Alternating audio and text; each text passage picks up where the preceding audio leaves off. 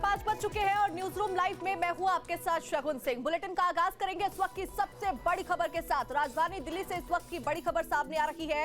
आतंकी मामले से जुड़ा हुआ इस वक्त का सबसे बड़ा अपडेट हम आपको बताएंगे, जहां राजधानी दिल्ली में आतंकी साजिश को लेकर अब नई जानकारी सामने आ रही है। तो इस वक्त की बड़ी खबर, जहां पर दिल्ली ब्लास्ट केस में 4 आरोपियों की पटियाला हाउस कोर्ट में पेशी हुई है।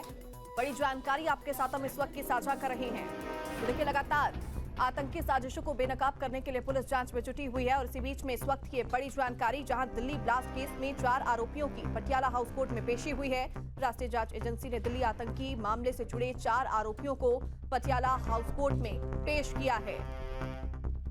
एक बड़ी खबर आपको इस वक्त की बता रही है दिल्ली से, जहां दिल्ली ब्लास्ट केस में 4 आरोपियों की पटियाला हाउस कोर्ट में पेशी हुई है। एनआईए हिरासत को 4 दिनों के लिए बढ़ा दिया गया है। तो इस वक्त ये बड़ी जानकारी आपके साथ साझा कर रहे हैं, जहां दिल्ली ब्लास्ट के बाद लगातार देखिए एक और जांच का दायरा बढ़ता हुआ नजर आया था। अलग अलग जगहों पर पुलिस छापेमारी करते हुए नजर आई थी, कार्रवाई की जा रही थी और अब ये बड़ी जानकारी निकलकर सामने आ रही है, जहां चारों आरोपियों की पटियाला हाउस कोर्ट में पेशी हुई है।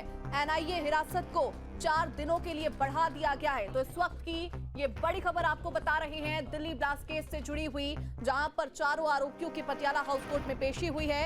एनआईए हिरासत को 4 दिनों के लिए बढ़ा दिया गया है। डॉक्टर मुजम्मिल, डॉक्टर आदिल और मुफ्ती इरफान के साथ साथ डॉक्टर शाहीन, जो कि इस पूरे ब्लास्ट में मास्टरमाइंड के तौर पर देखी जा रही थी और जिसने पूरी प्लानिंग रची, अब इनकी 4 दिनों तक की रिमांड को बढ़ा दिया गया है। और ज्यादा जानकारी के साथ हमारे संवाददाता जुड़ चुके हैं सैयद, सीधा उनका रुख करेंगे। सैयद, ये बड़ी जानकारी जहां चारों आरोपियों की पटियाला हाउस कोर्ट में पेशी हुई है। बिल्कुल, जांच एजेंसी ने दिल्ली आतंकी मामले से जुड़े 4 आरोपियों को पटियाला हाउस कोर्ट में पेश किया था, जहां पर डॉक्टर मुजम्मिल, डॉक्टर आदिल, मुफ्ती इरफान और डॉक्टर शाहीन की 4 दिन की जो और रिमांड है वो बढ़ा दी गई है। इन सभी आरोपियों को आज जब एनआईए कोर्ट के अंदर पेश किया गया तो साफ तौर पर जो कोर्ट के अंदर में तमाम साक्ष्य उपस्थित किए गए और उनके बाद रिमांड बढ़ाने की बात की गई थी, लेकिन 10 दिन की रिमांड बढ़ाने के लिए एनआईए ने पेशकश की थी, तो 4 दिन के लिए ही रिमांड सिर्फ बढ़ाई गई है। हालांकि तमाम जो भी साक्ष्य हैं उनको आधार मानते हुए एनआईए अपनी तरफ से कार्रवाई करती हुई नजर आ रही है। साथ ही साथ अब देखना है कि आने वाले समय में किस तरह से जांच में और क्या कुछ तथ्य निकल के सामने आएंगे और जो रिमांड 4 दिन से बढ़ी है उसमें ये देखना होगा कि आखिरकार इन 4 दिनों के अंदर में क्या कुछ नई जानकारी और एनआईए की टीम जुटा पाएगी। लगातार रिमांड बढ़ती जा रही है। साथ ही साथ अगर उत्तर प्रदेश की बात की जाए या अन्य राज्यों की बात की जाए तो वहाँ पे यूपी एटीएसपी और एनआईए की छापेमारी अभी भी लगातार जारी है। एक एक बिंदु, एक साक्ष्य पर जांच चल रही है।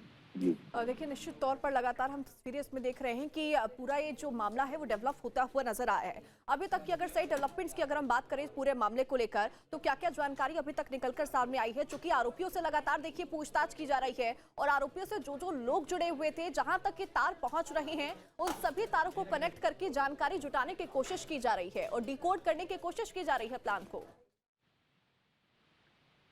बिल्कुल, देखिए, जब से शोएब की गिरफ्तारी हुई थी, शोएब की गिरफ्तारी के बाद जब एनआईए ने अपने तमाम जो साक्ष्यों को खंगालना शुरू किया और जब अल्फला यूनिवर्सिटी के अंदर में एनआईए की टीम पहुंची तो वहाँ पे बिल्डिंग नंबर 17, कमरा नंबर 13, जहाँ पे डॉक्टर शाहीन रहती थी, वहाँ से साफ जुटाए गए। उसके बाद एक एक जो बिंदु था उनको पहचानना शुरू किया और फिर उसी के आधार पर जांच को आगे जब बढ़ाया गया तो फिर चौथ में आपका फतेहपुर तका का जो गांव है जहाँ पर विस्फोट की सामग्री रखी गई थी, वहाँ जांच की गई। उसके बाद अगर आगे बढ़ते हैं तो फिर जो गांव है खोरी जमालपुर के अंदर में वो ठिकाना जहाँ पर डॉक्टर मुजम्मिल ने डॉक्टर शाहीन के साथ मिलने का किया था, वहाँ से साक्ष्य जुटाए गए और फिर इसी तरह से उत्तर प्रदेश के अंदर में कानपुर से पूरा कनेक्शन खंगाला जाता है, लखनऊ से खंगाला जाता है और जो आगे की प्रक्रिया है जांच की वो प्रारंभ कर दी जाती है, वो तेजी के साथ चलती हुई नजर आती है। तो इससे कई और अहम सबूत एनआईए के हाथ लगे थे, जिन पर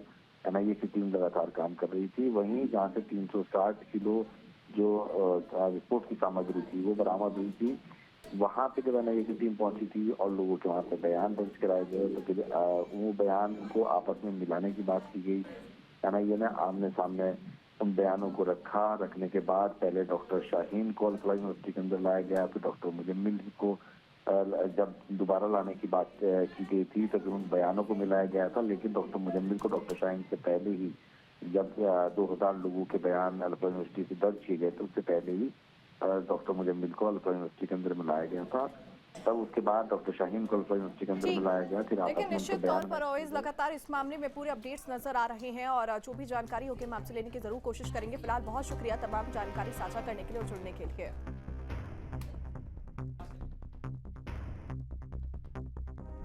Download our News Nation app